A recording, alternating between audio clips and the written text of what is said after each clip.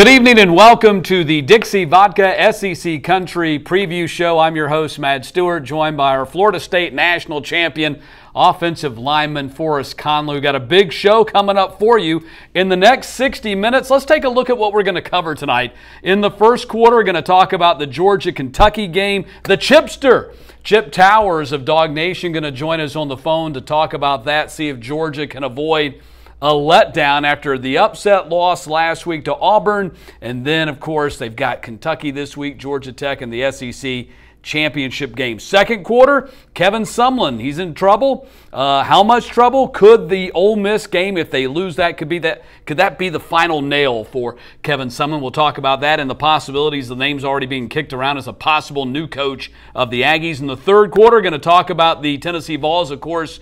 Brady Hoke is now the interim head coach. They fired Butch Jones on Sunday. You all know this. Mike Griffith is going to join us from SEC Country to take a look at what's going on in Knoxville. And in the fourth quarter, we're going to hit that Florida coaching search. Chip Kelly, looks like that's the big name going on down in Gainesville. We'll take a look at that coaching search. Going to preview all the games and, of course, make our predictions. And here's just a spoiler alert. We disagree on every single game in the SEC this week. Let's get to the opening kickoff, shall we? And Alabama is now the only SEC team ranked in the college football playoff current top four. Crimson Tide, the new number one after the previous number one, Georgia, beaten by Auburn, drops all the way down to number 7. Auburn, two-loss Auburn, jumps ahead of them at number 6. Forrest, do you think the Bulldogs' loss to Auburn eliminates any chance the SEC is going to get 2 teams in the playoff, and the only team that will be the conference champion? I actually don't. I think if Alabama beats Auburn and they get to the SEC championship game and they lose a close game to Georgia, Georgia gets in by virtue of being the SEC champion, and I think a one-loss Alabama team will get more points from the committee and get voted in. I think it would not be a good deal for the committee to allow 2 SEC teams in, and both of those teams have one loss. I think that will be a really, really big deal, but I think if Alabama beats Auburn and they get to the SEC championship game and they lose a close game to Georgia, I do think 2 SEC teams will get in. I think there's a scenario by which, the SEC gets shut out. If Georgia loses to Kentucky or Georgia Tech in these last 2 weeks and then wins the SEC championship, I think there's a chance that the SEC gets totally shut out, which would be absolutely mind-blowing, given that just a couple of weeks ago we were talking about possibly Georgia and Alabama both getting in the playoff, maybe meeting for a second time in the national championship. All that might be gone if Georgia loses the next 2 weeks. Absolutely, and it could happen because Georgia Tech is a very tough out because they run that triple option, and that is very difficult to defense. And then you go into an SEC championship game playing against a traditional offense. So when you look at this Auburn-Alabama game, whoever wins that game is going to come out of that game beat up, bruised, and battered, and then they have to come to the Mercedes-Benz Dome. I can't say Georgia Dome anymore. Mercedes-Benz Dome, and play against a Georgia team, and especially if it's Auburn, Georgia would love to try and get back at those guys for the beating that they took. And in Alabama, so it could be very, very interesting. All right, let me ask you this. Now, after we watched Auburn dismantle Georgia, we saw, Alabama get an upset scare from Mississippi State. The line for next week's Iron Bowl dropped a full 7 points. Alabama's still the favorite, but now it's just -3. Are you more confident or any less confident Alabama beats Auburn in the Iron Bowl? Well, you look at this ball game, I think for Alabama, there are a lot of questions, and they've got to answer those questions this upcoming week before they get to that Auburn football game. When you look at the top 7, unlike anything we've ever seen, 2 weeks left in the regular season, there are 7 teams, 1 through 7, that control their own destiny. Win and you're in. So that's what makes this very interesting. I think it sets up for a very interesting Auburn-Alabama football game, something 2 or 3 weeks ago or after the LSU game, we thought, okay, well, maybe Auburn isn't for real. You look at the Clemson game, that was an anomaly. That was at Clemson. It was early in the season. Stidham was still trying to find his way in that offense. But now he seems to have found this way. So I think this is a very, very interesting matchup, especially with the injuries that Alabama has. All right, let's look at the coaching changes because we already had one this week. We could have another coming very soon. Let's start with the situation. Of course, Butch Jones fired on Sunday. We all know that. Let's start, though, with the situation at Arkansas where the athletic director, Jeff Long, who hired Brett Bielema, Long got fired on Wednesday. Does that mean the writing is on the wall for Bielema as the Razorbacks head coach? I would think so. When you're an athletic director, a lot of your job hinges on and is predicated upon what your head coach is doing in the football and for the football program. And you know, you want to come in and you want to be successful. You want to have your guy there.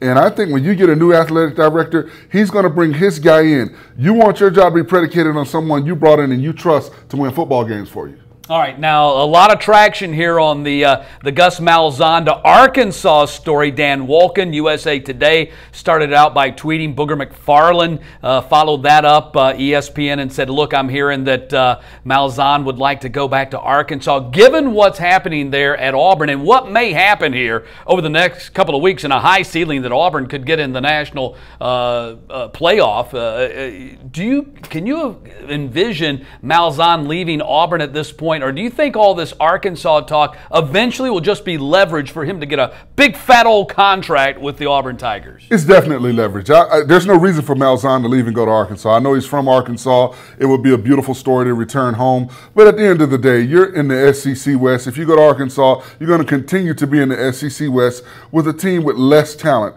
And you have the same expectations. Because he competed for a national championship early in his career as a head coach at Auburn, that is the expectation for Gus Malzahn anywhere he goes to coach. I think he stays put. I think this is a leverage move, and I think he will get more money to stay at Auburn because of what he's done. That big win over Georgia put him in the stratosphere of those coaches that get that big money. And I think if he continues and if he finds a way to beat Alabama, finds a way to win the SEC championship and get to the playoff with 2 losses, something we thought we would never see, I think hands down he's staying at Auburn. Of course, it happened in the BCS with LSU and the 2 losses, winning the national championship that one time, back when they had the overtime losses and all that kind of stuff. All right, well, one last story here in the opening kickoff. Tennessee, of course, Brady Hoke's going to be the interim for these last 2 games. Butch Jones is out. I've said a million times, I hate to see coaches fired during the season, don't see that there's any benefit, but I think the situation there with Tennessee had gotten so toxic that this was the move that Tennessee had to make. Now all the rumors. John Gruden, the Gruden rumors, and he says, never say never about getting back into coaching. Story out there today from 24/7 Sports says that John Curry flew to Tampa to pitch him the job. ESPN Insider says Dan Mullen's name is big in this search, and maybe even Memphis coach Mike Norvell. Do you think any of those guys are the #1 candidate for the Tennessee job? Okay, John Gruden, first and foremost. Coach my kid on Friday night. Go to a Monday night football game, make just as much as I made as a head coach without all of the stressors of dealing with being a head coach and the time away from my family. I don't think it's going to happen. Norvell, great guy, doing a great job at Memphis since, Fuente left to go up to Virginia Tech. But is he a wow enough name to go there? I don't think so. Mullen, we know what Mullen brings to the table. He's familiar with the SEC, so he's probably the most likely candidate out of those 3. I just don't see John Gruden leaving and going to a hostile, pressurized environment with so much expectations when he's got it easy right now. He's doing Monday Night Football. He's coaching his kid. He's having the time of his life, and he's playing with all of us, saying and making these statements. I think Norvell, the guy at Memphis, I think he's the fallback guy. If everything else falls through, you still got him in your back pocket. A guy at Memphis, be happy to, get a job there at Tennessee. Okay, that's going to wrap up the opening kickoff. Let's get into our first quarter. Of course, it's all brought to you by Dixie Vodka, and this is the Dixie Vodka big ticket giveaway for the final game in Atlanta, January 8th. Don't miss out. Go to seccountry.com right now to enter. Dixie Vodka, the South's best tasting vodka. Okay, first quarter, let's start with Georgia, number 7 in the country now after that loss to Auburn, playing host to Kentucky, 3:30. This is the CBS game again. Chip Towers, of course, covers Georgia for Dog Nation, joins us here on Dixie Vodka SEC Country Preview. Chipster, how you doing? What do you say, Matt?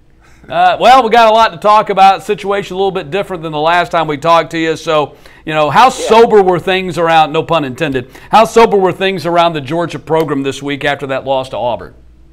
Yeah, that was definitely a very sobering loss. But, Matt, when you were just introducing that, it almost even sounded normal to me when you said number 7 Georgia. I never was comfortable with number 1 Georgia, even though I understood, the protocol and everything of the college football playoff rankings and how they arrived at that.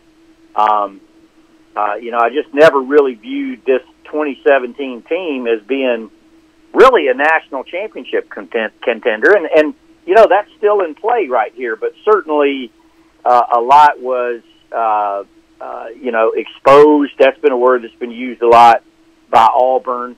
It wasn't as bad as it looked. For the life of me, I don't believe Auburn is 23 points better than Georgia, or 30 if you want to throw out the meaningless late touchdown. I think Georgia contributed to all that by the bonehead mistakes there in the second and third quarter, that just when you're in that type of atmosphere, and that was a great atmosphere at Jordan-Hare Stadium Saturday night, it just feeds off of that, and so it got worse and worse. I think it's a much better game on neutral field if that does, in fact, end up happening. But there were some fundamental, certainly, line of scrimmage issues that Georgia just was unable to overcome.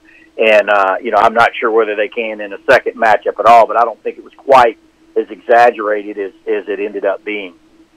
Well, Chip, was the loss at Auburn one bad game, or did it reveal flaws for perhaps a team like Kentucky to take advantage of in this next ball game?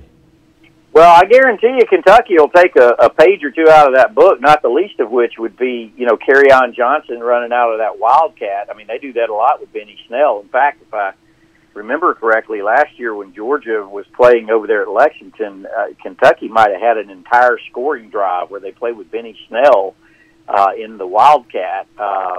He's a real deal guy. And I didn't realize till I started studying Kentucky a little bit this week. I mean, they're 4th in the SEC in rush defense, behind Georgia, Auburn, and Alabama. So they're going to do like everybody else. They're going to load up and stuff the run. It appears that they have the personnel to do that, and kind of force Jake Fromm to try to throw the football and the line to protect. They didn't do that. So yeah, I think they'll take a page. But I do believe that it was a bad game made worse by lack of poise and just not playing well. It would seem odd to ask this. Do you think Georgia's in danger of an emotional letdown? And I ask this because, of course, Georgia Tech is next, and then they're in the SEC championship game the week after. This is a 7-3 Kentucky team that I think we all recognize is better, but Georgia is still considered a 3-touchdown favorite. So is there danger here in that for Georgia, even though they're coming off this stinging loss? Well, I think there is danger always, for sure, and I was surprised to see that 3-touchdown line. But that's what the narrative is that Georgia is going to take their frustrations out on Kentucky. I think the thing that really does help, and everybody has a senior day, and we all wax eloquent about the senior day and everything else. But I really do think this is a special group for Georgia. I mean, first off, there's 31 of them. The 31 seniors will be honored before the game Saturday, and then that's including walk-ons and probably a manager or two and everything else. But really the core of this team is the Nick Chubb, Sony Michel, Davin Bellamy, Lorenzo Carter, Dominique Sanders, Aaron Davis, John Atkins, all those guys.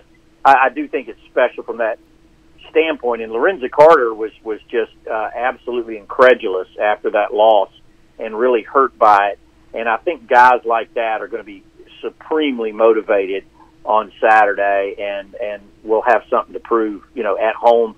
And they want to. I can't remember the last time they were undefeated at home. I think it was 2012. That's also something they want to do, is protect their perfect record right now between the hedges. Well, Chip, while Nick Chubb and Sony Michel get all of the attention, they won't be the leading rushers in this ball game. That'll be Benny Snell from Kentucky. He has over 1,000 yards rushing, 15 rushing touchdowns. Do you think he will be as effective as he's been all season against this Georgia defense?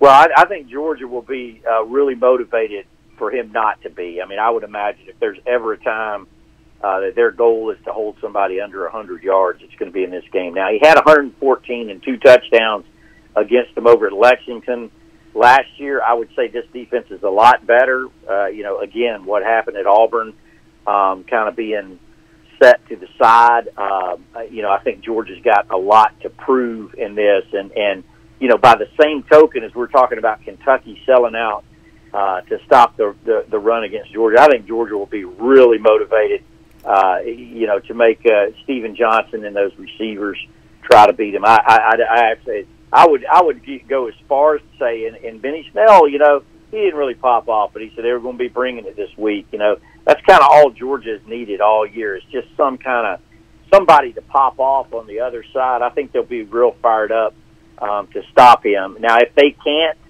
then you're right. They're going to have problems. Fromm was 13 of 28, 184 yards in this game against Auburn. What did we learn about Fromm, the offensive line, just the offense in general that we need to know going into these final 3 games? Well, at first I thought you were going to ask about Fromm, and I was going to say you could take that like a piece of tissue paper and wad it up and throw it in the trash because what you saw really didn't matter. I mean, just the same thing with I heard so many complaints about Jim Chaney, the offensive coordinator, and his play call, and it's like, look, man, you can't call anything that looks good when you're just getting whipped up front like Georgia was. They were just getting mauled. And it's the same thing with Jake Fromm. I mean, he made some mistakes, and like anybody else who's getting teed off on, I thought he got, a little bit footsie, in the pocket, just moving his feet, couldn't get his feet set, and maybe throwing a little too early, throwing a little too late, just, what you would expect in that type of situation.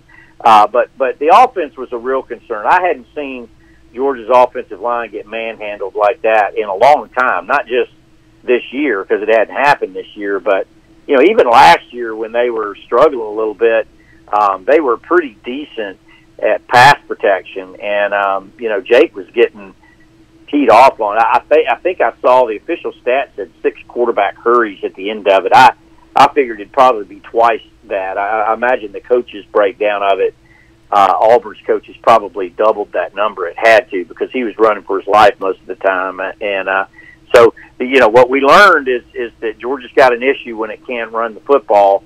This is the first time that really has happened, and it's really no revelation. Hey, Chip, thanks for your time. To appreciate it. You can read Chip there on Dog Nation. Watch his show here on SEC Country all week long as well. Appreciate it, buddy. Okay, good night, y'all. All right, Chip Towers covers the Bulldogs. Before we close out this first quarter, let me ask you a little question about Kentucky here. They're 7-3 for the first time since 2007. We've kind of kicked around just how good is Kentucky, all season long. I think they're good enough to beat you. I mean, I don't. They're not a great team, but they're good enough to beat you if you're not there. What this 7-3 record does is it gives Mark Stoops another year on his contract. That's another $4 million coming his way, under contract now through 2022. A lot of people thought this guy made a mistake when he left Florida State, the DC job there, to be the head coach at Kentucky. Now that we look back on this, how would you grade Mark Stoops so far at Kentucky? Mark Stoops gets an A, if you ask me. When you look at the fact that he left a Florida State program that was stacked to take a job that really nobody wanted at the time. You said it, Matt, earlier. This is a team that can beat you. When was Kentucky football a team that can beat you? This is traditionally a basketball school. They won 7 games last year. They got to the Tax Slayer Bowl. Although they lost it, they got there. Now they're 7 games, again, winning 7 games with 2 games left. If you're in the SEC and you've got 7 wins with 2 games left, you're doing a pretty good job. So he gets an A for me. All right. That'll wrap up the first quarter. Let's get to the second quarter. You're watching the Dixie Vodka SEC Country Preview Show. You can win tickets to the final game in Atlanta. Don't miss out. Go to seccountry.com right now to enter Dixie Vodka's big ticket giveaway. Dixie Vodka, the South's best tasting vodka. Okay, let's move along. Second quarter. Let's start with Texas A&M at Ole Miss. This is the 7 o'clock game on ESPN2. Would a loss to the Rebels this weekend be the final nail for Kevin Sumlin at A&M? I think he's very likely going whether they win or not. After that debacle and that loss against UCLA, there's just some delusional fans that feel like Texas A&M was an offensive juggernaut before Sumlin got there, and they were this juggernaut that was beating everyone. Prior to Sumlin, and I'll say it again, R.C. Slocum was the last coach that had supreme success. So let's get away from that. Kevin Sumlin is not doing anything nobody else in the SEC is doing. That is beat Nick Saban. Now, he's done that, which a lot of teams haven't done. You think about it, Gus Malzahn and Kevin Sumlin. These are the only two coaches in the SEC that have beat Nick Saban. Why do you want to get rid of him? And who better is out there? It'll be interesting to see what happens, but I think he's gone, and I think he wants to move around and move somewhere else. Well, I'm glad you asked who else is out there, because here are the names that are already being kicked around as possible A&M coaches if Sumlin is indeed gone at the end of this season. TCU's Gary Patterson, Washington's Chris Peterson, and even Florida State's Jimbo Fisher. Can you see any of those guys being the Aggies' next head coach? Okay, well, let's look at it. It took Chris Peterson forever to leave Boise State. He went to Washington. I think he stays there because his recruiting base is out west, and I think he's got a comfortable fit there. When you look at Jimbo Fisher, why? Why would you leave? Why would you go? Money. Why would you put yourself in that situation? He continues to get bumps in his salary. Remember, he's in the state of Florida. There's no state tax. So he's going to keep a lot of that money. He's not going to pay a lot of taxes on that money. Why would you leave? You've got an influx of talent. You can recruit at home and not go anywhere. Same thing you can do in Texas, but I still think it's better athletes in Florida. Gary Patterson, to me, is the logical candidate if they move forward and move away from Sumlin because he's already in Texas. He has that recruiting base in Texas. He can continue to bring those athletes that he's bringing to TCU now over to College Station to Texas A&M to add to the recruits that Kevin Sumlin's already brought in. So I think he's the most logical choice, and I think he would be a better fit than any of the other coaches aforementioned. No, I think you're right. I think Patterson's going to get a shot at an SEC job somewhere, somehow in this cycle. I don't know whether it's A&M or Arkansas. It's going to be Tennessee somewhere. And we keep talking about Gruden and everything there at Tennessee and Dan Mullen at Tennessee. And we're going to talk more about Tennessee coming up in our third quarter here tonight. Nick Starkel back as the Aggies quarterback. He threw for over 400 yards in the first half in their win against New Mexico, 4 touchdowns. Would the season have been different had Starkel not gotten hurt against UCLA? Maybe. But at the end of the day, offense has never been the problem for Texas A&M. The problem has been defense. They can't stop anybody. When you look at what they gave up against UCLA, that's been the problem and the Achilles heel for this team the entire season. They've gotten offensive production from, their backup, but they need to have more defense and more stops. All right, let's move along to Mississippi State at Arkansas. That's the 12 noon game on CBS this week. Even though Mississippi State lost to Alabama, they had the lead on them in the second half. I know there were a lot of Crimson Tide people that were nervous. I know I was down in Mobile and I saw them watching the TVs chewing on their fingernails. Did the Bulldogs actually gain momentum despite losing to the Crimson Tide? 1-800-NEGATORY. They lost a game that they should have won. These are the types of games as an offensive lineman you look for and you look forward to. All the offensive line had to do was play square chin football, get 2 or 3 first downs, and they win that ball game. For me, I think it's an emotional setback because they know they had an opportunity to do something very, very big, and they did not get the job done. I think the fans, though, are kind of excited about the fact that they played them close. Yeah, but close is not good enough. No, I got good. Close they should have won, man. A win is a win, and a loss is a loss. I agree with you on all that. Interesting fact here, Nick Fitzgerald is just 152 yards away from Dak Prescott's record for the 3rd most career rushing yards for a quarterback in the SEC. I thought that was really amazing. I didn't realize he could possibly be that close, but he is. Should Fitzgerald, he's not going to get it, but should Fitzgerald get consideration for SEC Player of the Year? Not really. I think I'm going straight. I'm being straight up hard tonight because he's had a pretty good season. But Jalen Hurts and Kerryon Johnson, to me, are the 2 odds-on guys for this award. And my dark horse is Drew Lock from Missouri. Here's a ball club. They had 5 straight losses. Now, I call him my dark horse. He's going to get some votes. 5 straight losses. You're not going to give any love to Nick Fitzgerald, and you're going to give love to Drew Lock? Think about it. This is a team that we all thought was done. Yeah, but it was UConn and Idaho they beat, and who else? It was Sisters They of the won Poor. the games they were supposed to win. If Fitzgerald does what he's supposed to do and leads that team to victory this past weekend, I'm talking about him in a favorable manner. I'm mad because they lost the game they should have won. All right. And that knocks him out. I think he's 4 behind Drew Lock. I got Lock at 3. I don't have Locke anywhere on my list. Only Vandy has given up more rushing touchdowns than Arkansas this year.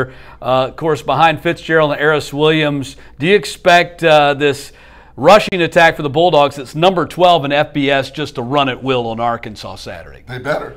You know, that's your bread and butter. When you've got the 5th and 6th leading rushers in the conference, stick with what you do best. You have to take advantage of their inability, Vandy's inability, to stop the run. If they pack the box, then it opens up for you to try and pass the football. But I think with that rushing attack and with those guys leading the way, you have to go into this ball game thinking, run the ball, run the ball, run the ball. Run, Forrest, run.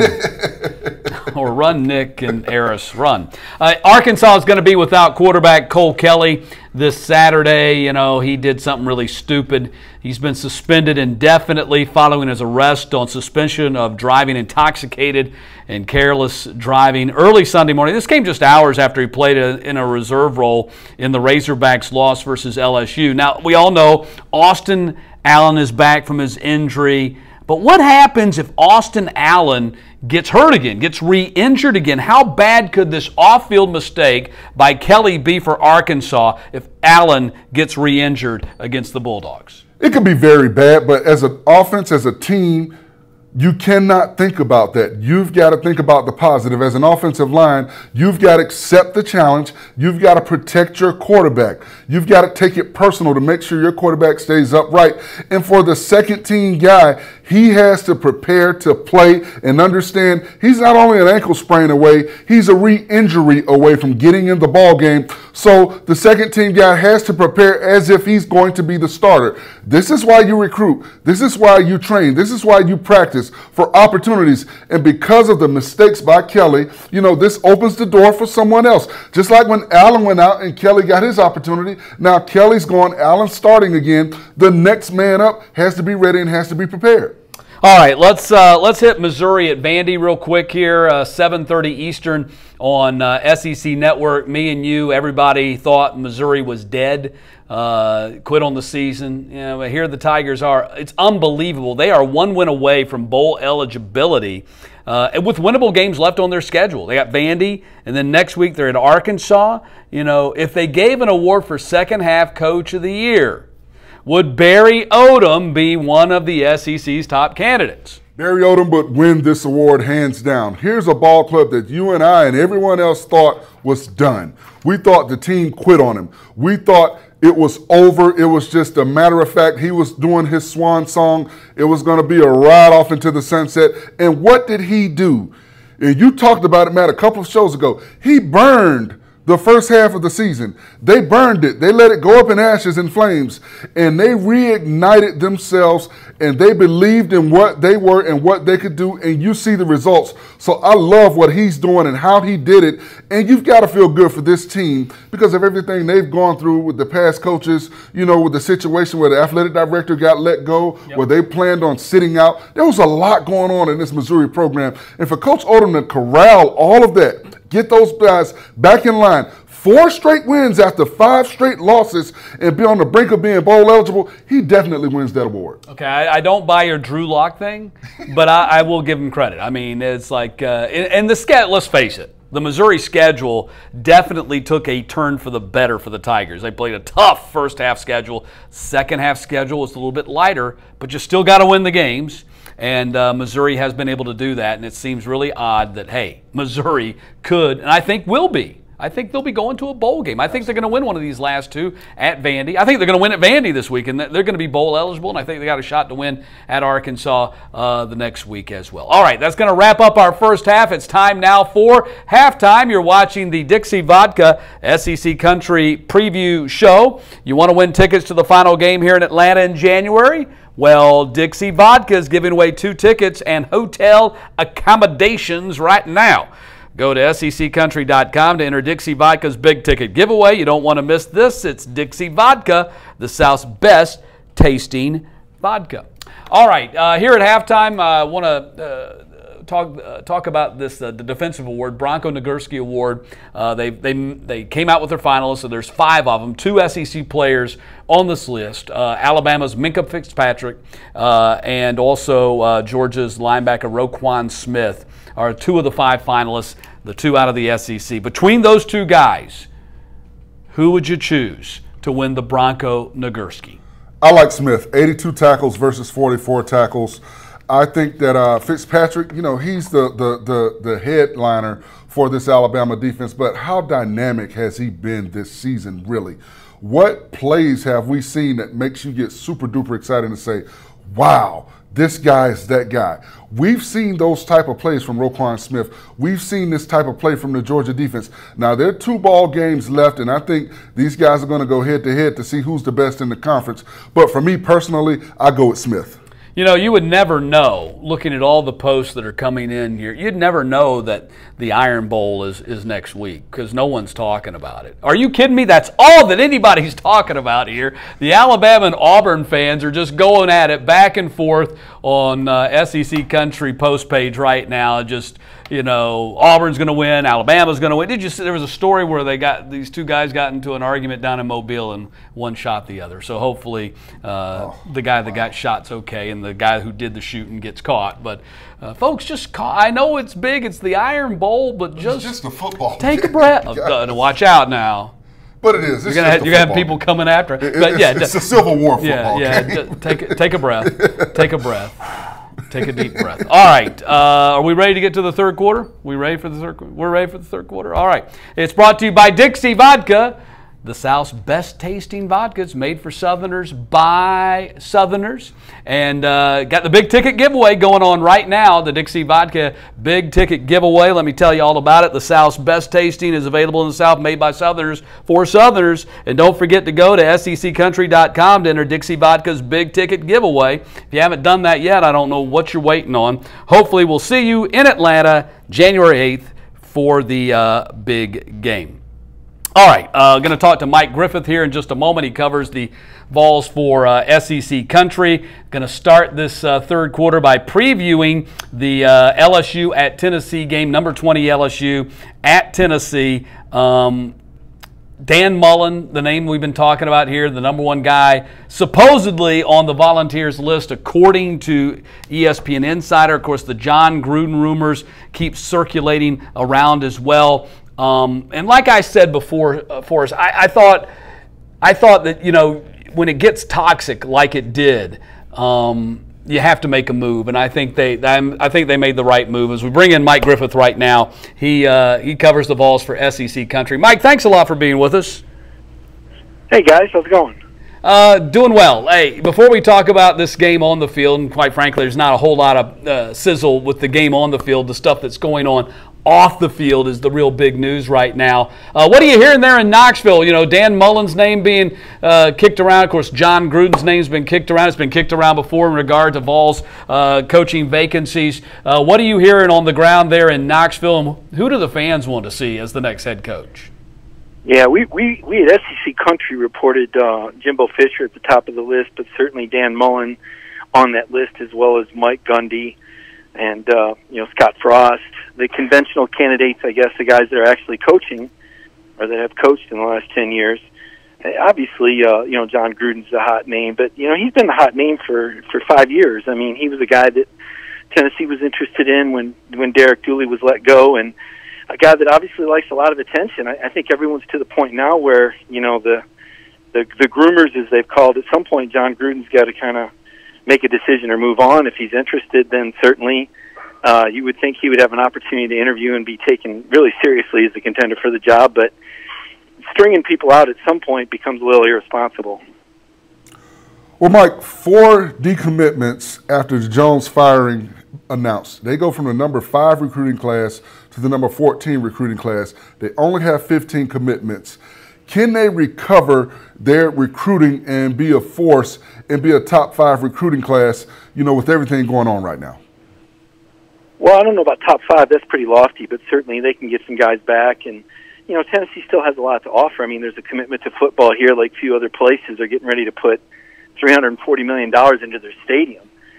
They've already got one of the best strength and conditioning centers and some of the best facilities in the league. And, you know, really who Tennessee hires is going to tell you everything you want to know or need to know about their commitment to their football program. And, you know, I think with the right hire, they could definitely recoup some of these losses.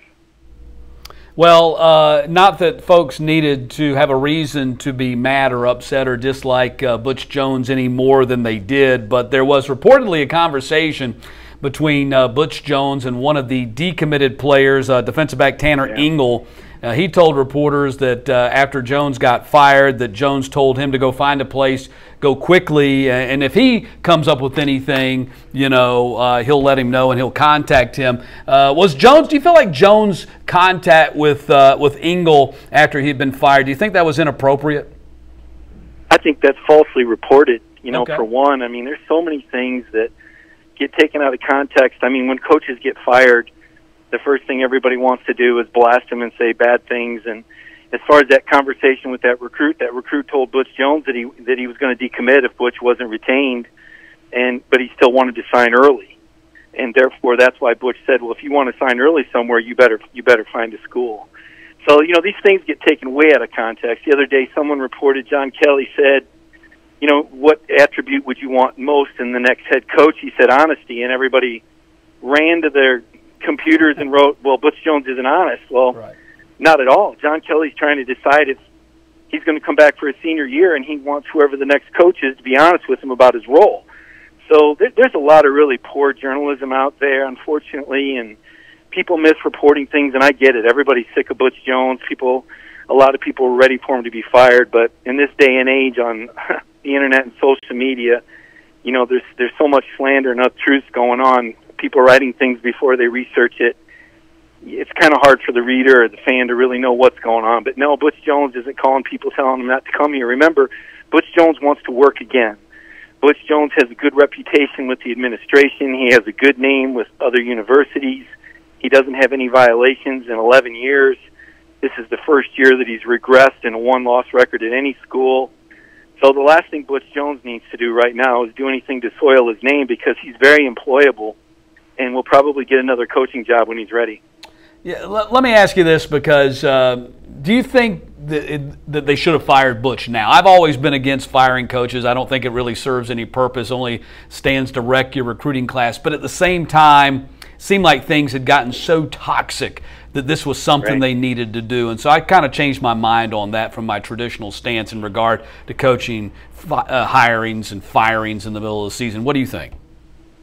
I think John Curry was really thorough, and I think he put the blinders on. And, you know, fans didn't make this decision up. This didn't have to do with the toxic environment, as you talked about, although what you're saying is true, and certainly I witnessed that myself covering the team. This was John Curry evaluating what was best for those football players. And as long as Tennessee was competitive on the football field, and they were. I mean, they lost the last-minute game at Kentucky. They fell, 3 yards short on a Hail Mary after Kentucky scored with 33 seconds left or whatever. They beat Southern Miss in their homecoming, a decent Conference USC team for whatever that's worth. You know, even though they lost to Alabama, that's a 7-0 game in the second quarter. They played hard there. They were just overwhelmed. You know, they took South Carolina down. They had 3 plays to score from the 2-yard line. It would have been a victory. So Tennessee had been competitive in the wake of that 41-0 loss to Georgia that really kind of lit the fire underneath Butch Jones. But I think John Curry said at his press conference he made his decision late Saturday night, which would coincide with Missouri scoring 33 unanswered points. So you lose 50-17, and now all of a sudden you say, you know what, maybe the team's not responding, maybe they're not as competitive, and so therefore John Curry made this decision in the best interest of the student-athletes. Now, that said, I think after the Kentucky loss, a decision had been made that Butch wasn't coming back for 2018, and it was just a matter of when they were going to pull the trigger. Well, Mike, Brady Hoke, the former Michigan coach, has been named the interim head coach, and he said it's our jobs to finish out these last 2 ball games. Now, he'll wear a headset on the sideline, something he did not do at Michigan, which got fans into an uproar. Is there any speculation as to why he's wearing a headset? Well, sure. I mean, it's, there's a lot of logistics, a brand new staff, a brand new setup. It's not like Michigan where this had been rehearsed and planned and schemed for years and everybody knew their roles. And, that was what freed Brady up to interact with players as he said he wanted to do. I don't remember Gene Stallings wearing a headset at Alabama either, and he's one of the best coaches that I ever covered. So I don't think that Brady not wearing a headset was as big a deal as it's made out to be. But you guys know how it is. When you lose games or when coaches get fired, everybody makes a big deal out of everything, just like you brought up that erroneous report about Butch Jones and all that. Everybody blows things out of proportion and tries to turn it into a negative. But, Brady's doing that because there's a new staff in place. Some people have some different roles, particularly on offense. I think it'll be business as usual on defense, but Larry Scott's going to be on the field, the offensive coordinator, instead of up in the box. That's probably the biggest change. And, I think Brady just wants to make sure that everything stays organized during the game. Apparently there was a team meeting, and all the players got together, and, it was announced, anybody who wants to quit, go ahead and leave right now. Nobody left. So what do you expect to see from the Vols players on Saturday? Well, I think they've done their best the whole season. This is a team that's, Alabama loses a couple linebackers, and, Nick Saban talks about it and oh my gosh, how's Alabama going to do it without 3 linebackers or whatever? Listen, guys, Tennessee has 4 freshmen on their offensive line. They're down 3 starting offensive linemen. They're down their top 3 wide receivers. That quarterback that played against Missouri was the 4th team quarterback going into the spring. 1 guy transferred. The 2 other ones in front of him were injured. Their starting linebacking core was out. By the end of September, they were playing with a backup linebacking core for the 2nd year in a row. They lost last year's leading returning tackler, Todd Kelly. He's the guy that would have been playing the deep ball against Florida. He's the guy that would have made the tackle on the 64-yard run that Missouri pulled off before the halftime. This team has been devastated by injuries. And people can say, well, everybody has injuries, but no, people don't have injuries to this extent. This has been unprecedented. They led the nation in injuries last year, and I would say that Tennessee will once again lead the nation in missed starts due to injuries this year. Hey, Mike, thanks a lot for being with us. Do appreciate the insight tonight. Appreciate it, guys. Thank you. All right, Mike Griffith covers the Vols for SEC Country, and Tennessee's got 2 games left in the season, starting with this weekend against the LSU Tigers. Going to talk about those Tigers in just a moment. What did you think? How did you feel about the comments coming from Mike? Number one, and I agree with him. A lot of times there is erroneous reporting. Reports get out, and then everybody runs with them. And I think maybe some of that did happen in the Tennessee situation and just fueled a fire. But as one of the posters, pointed out, they're winless in the SEC. That's the problem. And all those things that were said, injuries, all that kind of stuff, and maybe some negative reporting. And Butch, I know, railed on some negative reporting. But bottom line is, you're winless in the SEC, and at Tennessee, you just can't do that. Exactly, and that's what I was getting ready to say. You beat me to the punch, Matt. I don't care how many injuries you have. At Tennessee, with the talent that they have on the field, there are some ball games you should just win because you have more talent on the field, period. You cannot be an offer in the SEC and expect to keep your job. And it hurts because I think Butch Jones is a really good guy. I think he's a good coach.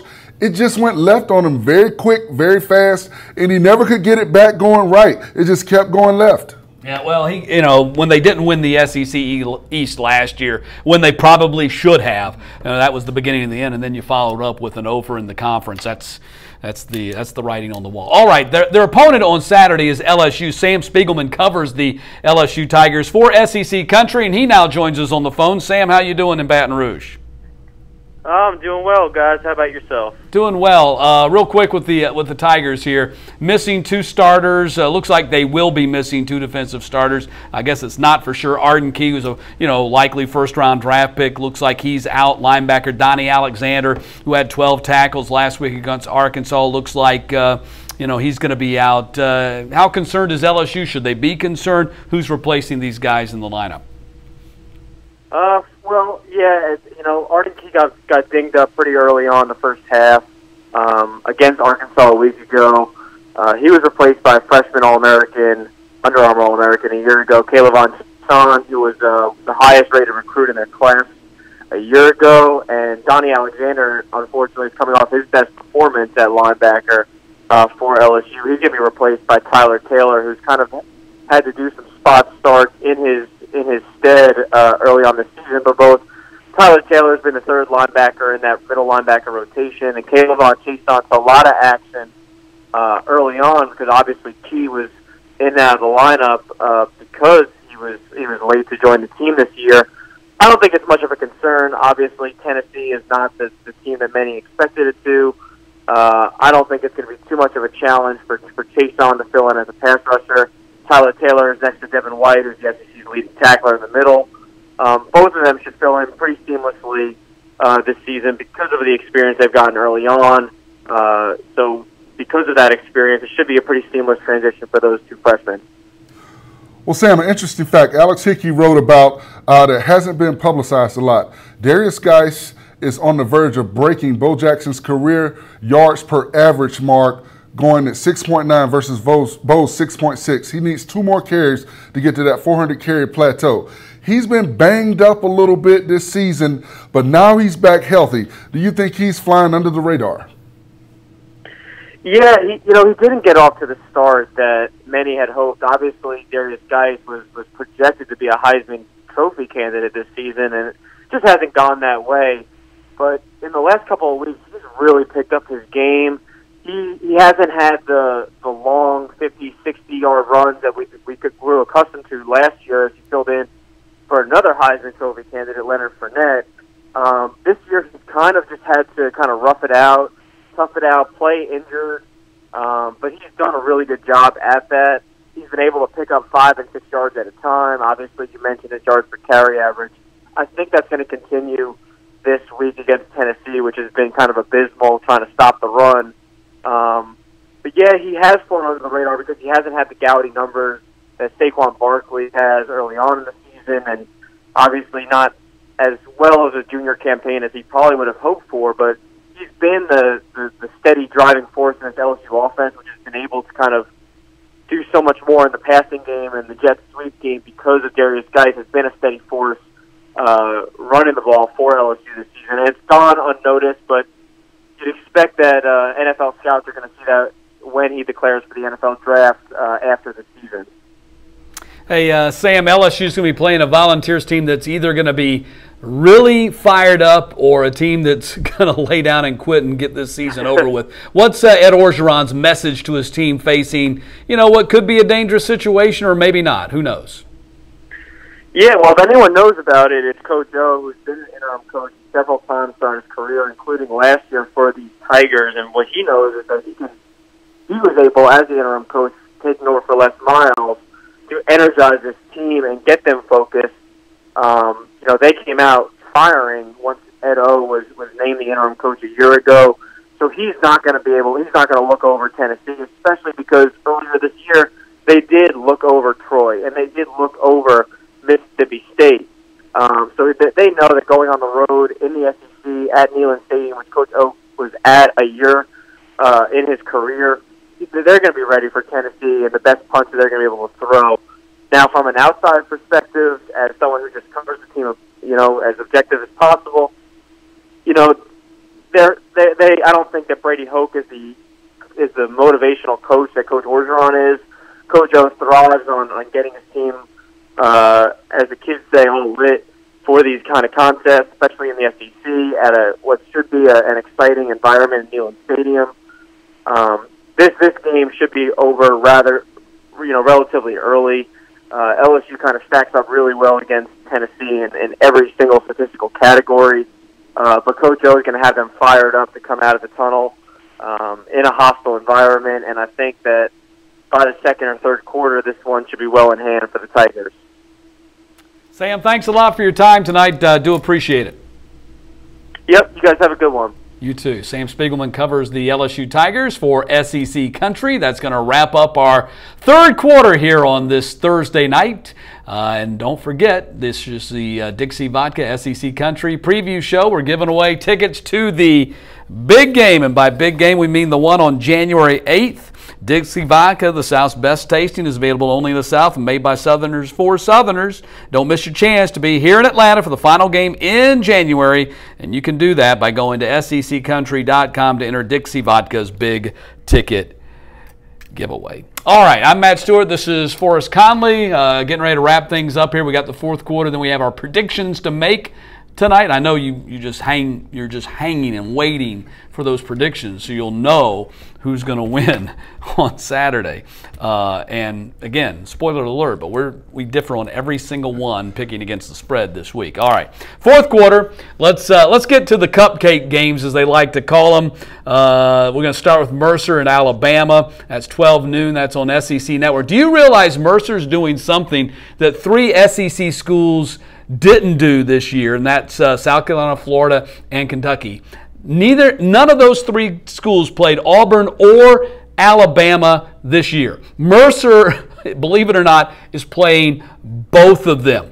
We've talked at great length here on this show about the injury problems for Alabama. Now, Ross Piercebacher, their starting left guard, is projected to miss 2 to 4 weeks with a high ankle sprain, although they have not officially ruled him out of the Iron Bowl next week. You know how them offensive linemen are. You just put duct tape on it and go, right? What should Alabama's approach be to this Mercer game? Well, first and foremost, to answer that question about Mercer playing Auburn and Alabama, what programs do for money? But I think for Alabama, this is a good opportunity to get some guys that are going to have to play that don't have a lot of experience because of the injuries, some good playing time. You cannot simulate game speed in practice. So it'll be a good opportunity for some of these young guys that will have to play in the Auburn game, the Iron Bowl, to get some quality time. But for Alabama, you want to get in, you want to punch them in the mouth, you want to get the score up high, and you want to get your starters out so you can have fresh legs for that big ball game the following weekend. Mercer's getting paid a boatload of money, so I hope they have a brand new uniforms, helmets. They got brand new everything next to brand new everything. After got over $1 million for each of the games, so $2 million. Is it 1 million total? Oh, 1 million total. That's 1 million total. That's still a lot of money. But you get beat up for it. Yeah, I mean, hopefully, hopefully they get brand new everything out as a result. All right, so that's Alabama's tune-up for the Iron Bowl. Auburn's tune-up for the Iron Bowl, a little bit more difficult. They're playing host to ULM. You might know them as Louisiana Monroe. That's the 12 noon game on ESPN2. Auburn's a big favorite. Look, if you don't know anything about the Warhawks, they can't stop anybody, but they can score points. Is there any concern whatsoever that there's a big enough letdown for the Tigers after beating Georgia, facing Alabama next, that they get into any kind of a real game here with ULM? There's absolutely no concern whatsoever. You said it, Matt. Monroe can score, but they can't stop anybody. The one thing that Auburn has been able to do the last couple of weeks is stop everybody. And I think they run into a machine down there in Jordan here, because just like Alabama, Auburn wants to get into this game, handle their business, get out, get fresh legs, and be ready and prepared for next week's showdown. So I think Monroe is running into a buzzsaw. All right, I think it'll be a little bit tougher than that. I do expect Auburn to win this game, but ULM's going to be able to score some points. They'll put some points on the board. By that I mean a couple of touchdowns, maybe 3. All right, Kerryon Johnson had 233 all-purpose yards against Georgia after the game. Gus Malzahn says, look, this guy ought to be in consideration for the Heisman Trophy. Do you agree? Gus, come on, man. He's the 25th ranked rusher in the country. Now, when you talk about SEC, of course, I think he's the guy that should win the award. I think he's played better than Jalen Hurts this season, although I think Hurts has done exactly what Coach Saban and his staff wanted him to do.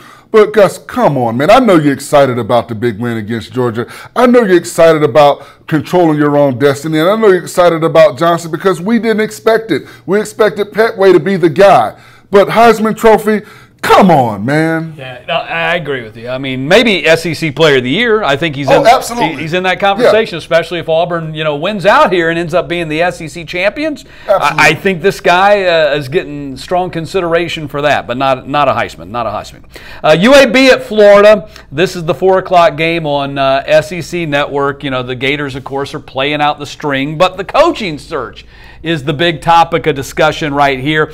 ESPN Insider reports that Chip Kelly's name is most prominent here in the Florida coaching search. You know, we had thought about UCF Scott Frost. A lot of people thinking he's going to end up at Nebraska, his alma mater. What do you think about Chip Kelly in the SEC and at Florida with the Gators? Problems for all SEC defenses. Think about what you saw Chip Kelly do at Oregon with those kids out there. Now you bring him down to the state of Florida, to the University of Florida, that not only recruits for itself because it's the University of Florida, but you've got Chip Kelly and his exciting offense. Kids will clamor and clamor to get to that program and play for him. I think if he gets the job, you keep Randy Shannon as your defensive coordinator, and they will instantly become a problem for all teams in the SEC. Yeah, I don't think there's any question Chip Kelly. If you can get Chip Kelly to be the Florida head coach, what a big move that would be. What has been Florida's big problem the last decade, ever since Urban Meyer? It's been offense. They haven't been able to, they haven't had an offense to match the historic offenses of Steve Spurrier, maybe even the offenses that Urban Meyer had there. I think Chip Kelly puts you back in that place. And you're right. He was able to recruit nationally at Oregon. It's great. You can recruit nationally at Florida, but you really don't even have to, because you can just recruit the state. But you will be able to also recruit nationally with that Florida brand with Chip Kelly. I think it's a no-brainer. If they can get him, they need to go get him. And I think it looks like that's who they're after right now. Mm-hmm. All right. All righty then. So that's going to wrap up our fourth quarter. It's time now to get to our predictions for the week. And remember, we're picking against the spread here. Both of us went 4-2 last week, so you still have a 2-game lead on me. You're 33-9 on the season, and I'm 31-11. Well, with this week's picks, it's like Lloyd Christmas, so there is a chance. Oh, there's more than a chance. I mean, this thing could swing dramatically, because you and I disagree on every single pick this week. And again, remember, we're picking against the spread here. So it's not just who's winning, it's picking against the spread. All right, let's start with Mississippi State at Arkansas. The Bulldogs are -12, so that means they're the 12-point favorite. Who you got? I've got Mississippi State. I think they're going to pull it off. I think they can beat Arkansas pretty badly. They're playing some really good football. Although I think they're emotionally shot from that Alabama game, they're just a better ball club than Arkansas. I definitely think Mississippi State is going to win this game, but I'm going to take Arkansas and those 12 points. I don't know whether they're playing to try to keep Brett Bielema's job. I don't know if that's a big motivation or not. I do know that outside of their win at Texas A&M, Mississippi State has not been a big road team this year. They've been great at home and just so-so on the road. So I'm going to take that 12 points. I'll go with Mississippi State to win, but I'll take the 12 points and go with Arkansas. All right, ULM at Auburn, number 6 Auburn. Auburn, 37-point favorite. Absolutely. I'm going with Auburn. I think with the excitement of last week's game, there's carryover. That crowd will be buzzing. They will be loud. And ULM will be overwhelmed, and I think Auburn gets it done by more than 37 points. No way, Jose. Look, this is, you're coming off a Georgia win. You got Alabama next. The last thing you need to do is go and burn the tires here against ULM. They're going to win, obviously. That's not a question mark here. But I think the Warhawks keep it within 37, so I'm going with ULM and the points. Kentucky at number 7, Georgia. Bulldogs are laying 21.5 in this game. Absolutely. Senior night. Last time the guys will play between the hedges. And they are disappointed, mad, upset, pissed off, angry, and embarrassed. And Kentucky will be fodder for this team. They'll beat them bad. My goodness, you have no confidence whatsoever. This is a 7-3 Kentucky team that has played well this season, and they have been beaten badly on the road a couple of times. In fact, I think their last road game Mississippi State. Well, when they went to Mississippi State, right there, man. I'm telling you, man. Don't be surprised. Yeah, but you know what? I can't give the 21.5. I think that number's too big. Georgia's going to win the game, but I'm going to take the Wildcats and the 3 touchdowns. UAB at Florida, Gators -11. I'm going with Florida. I think Florida gets it together. I think they can beat UAB. I think when you look at this ball club, everything that's going on with them. Now you're going to the third game with Randy Shannon. They kind of know what he wants to get done. They're playing for pride right now, and I think they get it done. I think they beat UAB and they cover the spread. UAB is 7-3. They brought that football program back from the dead after they played a Conference USA schedule. Exactly. They're 7-3. They've played a Conference USA schedule. Florida can't score. And the defense is just okay. I think the Gators are going to win, but I'm taking UAB in the 11 points. I definitely think. I mean, this thing's going to be tight in the fourth quarter. I'm going with UAB in the points. Texas A&M at Ole Miss. The Rebels are -2.5. I'm taking Ole Miss. I think Ole Miss will get this done. I think for A&M, the writing's on the wall for Coach Sumlin and his staff. They've been up and down all season. You just don't know what A&M team's going to show up. And I think, Ole Miss gets it done. I'm going with the road dog here. I'm going with A&M. Nick Starkel's back. He threw for like 1,000 yards in the first half. It was New Mexico. But Ole Miss can't stop anybody, for Pete's sakes. I mean, I think Texas A&M has at least a legitimate enough defense. The Rebels are playing with a backup quarterback here. They're number 2. I'm going A&M here to win this thing outright. And thanks for the 2.5. I'll take them. But I like that backup quarterback. He is a scrambler. He can get outside the pocket. He can make plays with his legs, and I think that's what'll hurt A&M. But he can't play defense. LSU at Tennessee. The Tigers on the road at Neyland Stadium, a big 16.5-point favorite. Oh, LSU gets it done. You got Bush Jones gone. Everything is haywire right there. You've got stuff being said about Coach Jones telling recruits to find elsewhere to play. You don't know who's going to be the guy. There are 4 or 5 names being mentioned. It's just, everything is just out of whack right now in Knoxville. Well, you just said it. Butch Jones is gone, so therefore they're going to come out fired up to play. Not that they, I'm being facetious. So they don't like Butch Jones? No, I'm being facetious. I'm saying that's a good reason why to go with Tennessee in this game. I think the players are going to be fired up. I think maybe they have if they have any kind of admiration for their coach, Butch Jones, who got fired, they're going to come out here and want to do something for him. I don't know. But at 16.5, I'm going to go with Tennessee. I'm going to take that 16.5. I think LSU wins the game. I don't have any delusions about the Volunteers winning this game, but I'm going to take the points here. Missouri, 9.5-point favorite on the road at Vandy. Negatory. Vandy comes back to life, and they win their first. They win their first SEC game. I'm going with Vandy. They've got some pride. Coach Mason will have those guys ready. They'll pull it off. They'll get the job done. I'm going with Vandy. The Commodore has run that ship aground. I'm going Missouri. I'll give you the 9, and I'll take Missouri in this game. All right, so there you go. We disagree on every single game this week. We'll find out, is this the week that I make it? If I come back and reclaim the race here and get back on top, I have a 2-game deficit. So there are all the picks. Enjoy your Saturday this weekend in the SEC. Wizard of Odds is coming up next at 9 o'clock. And also, special time next week for Thanksgiving. We have to prepare to eat on Thursday. So we're going to do the show on Monday. It takes that long to get prepared to eat. So we're going to do the show on Monday. Monday, 7:30. We'll be back with the Dixie Vodka SEC Country preview show. Oh, and basketball tomorrow. I'm calling the Kentucky East Tennessee State game on SEC Network, 7 o'clock. So check out Big Blue Nation tomorrow on SEC Network. And you're down in Orlando for football, and I'll be at Georgia Southern Saturday for football. So you got our itinerary. You know where we're going to be. Forrest, great show. Appreciate it. Absolutely. Thanks everybody for watching and posting. Do appreciate it. And we'll see you next week on Dixie Vodka SEC Country Preview Show.